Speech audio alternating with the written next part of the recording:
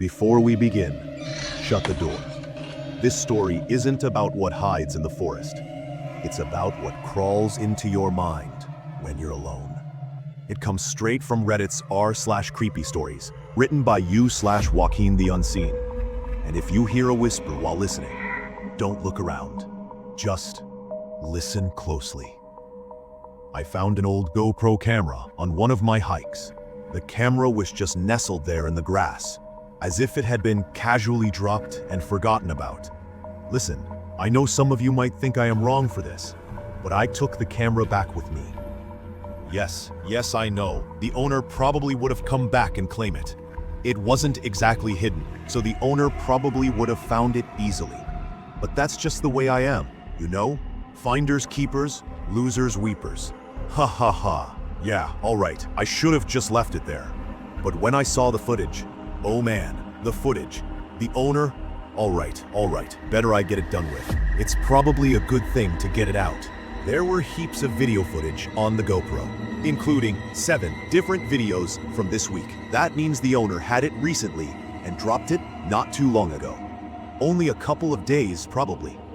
And judging from all the footage, this man was a camper. The first video showed a man hiking up the edge of a steep mountain, the sun setting.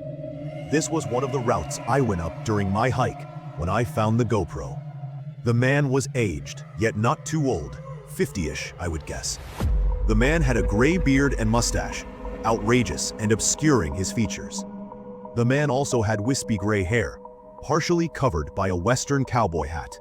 He was wearing attire appropriate for hiking, and wore a pair of tanned hiking boots. After about 30 seconds or so of him hiking, him holding out the GoPro in front of him, he spoke. "This is Joe, hiking out on a trail at... I forgot the name. I don't even know where I am. Just went out to the woods and started hiking. An itch in the brain. Well, I am hiking, and I think I'm going to settle down for the night. Gonna set up camp somewhere, and then I'll, camp." Joe pans the camera around one last time before ending the video. I saw something behind him when he did so. I might have imagined it, or it might have just been something completely ordinary. But I thought I saw a figure. A black, shadowy, blurry figure. This alone scared the hell out of me. But the rest of the footage, geez man, this is too much. The second video was worse. Joe was sitting by a fire. The fire was crackling and embers were spewing out of the hypnotic flames, illuminating the darkness of the night. The embers were settling on Joe's jacket, and behind Joe was a small tent. He was in a clearing surrounded by trees. Joe seemed to be whispering something. I didn't know what he was saying at first, but when I listened closer, I heard what he was saying. "Gotta scratch that itch. It's always there." That's what he was saying, repeating. He repeated the phrase at least 10 times before he seemed to be aware of the camera and looked at it shocked. Didn't notice I was recording. "I'm gonna hit the hay."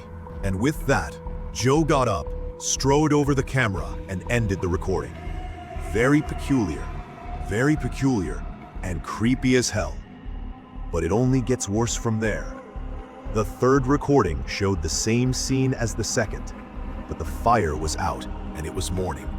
Joe was sitting in the same spot as the previous night, gray bags under his bloodshot eyes. His right temple was exposed, and it was red. During the recording, Joe kept scratching at his temple, as if there was a bloody itch in his brain. Didn't get much sleep last night. This damn itch, it kept me awake. It's very itchy. Joe looked straight at the camera after he said this and scratched his temple. He got up and walked towards the camera, muttering "itchy," and he turned off the camera. This was really creepy. I was genuinely getting scared. I was getting the serious heebie-jeebies. The fourth recording showed Joe walking unsteadily on the mountain edge route again. His right temple real red, along with his bloodshot eyes. No, it isn't coming from out here. It's coming from my head. It's in my head. It's in my head, Joe shouted before the camera cut off. At this point, I realized this man was insane. He was going mad. I wanted to show the police. I didn't. I don't know why. I kept watching.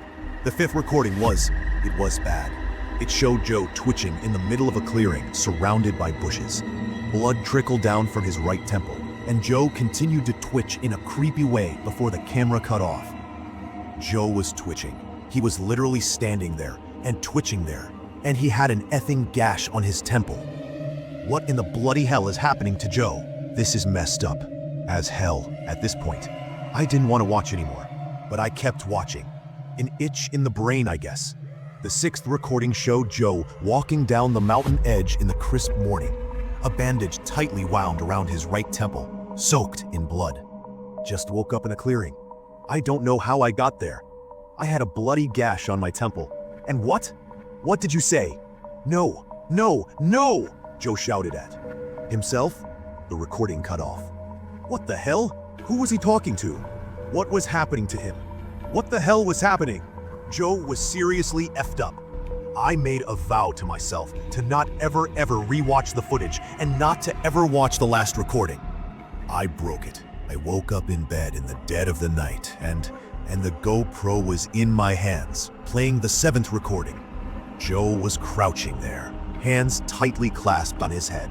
Blood covered his face, and the bandage hung loosely from his bleeding temple.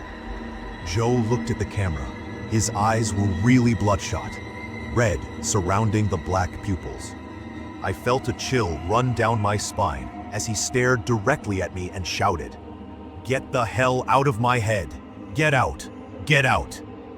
Get? Joe paused to take a breath. Out! The recording cut off, leaving chills running down my spine. I scratched my temple. It was itchy, very itchy.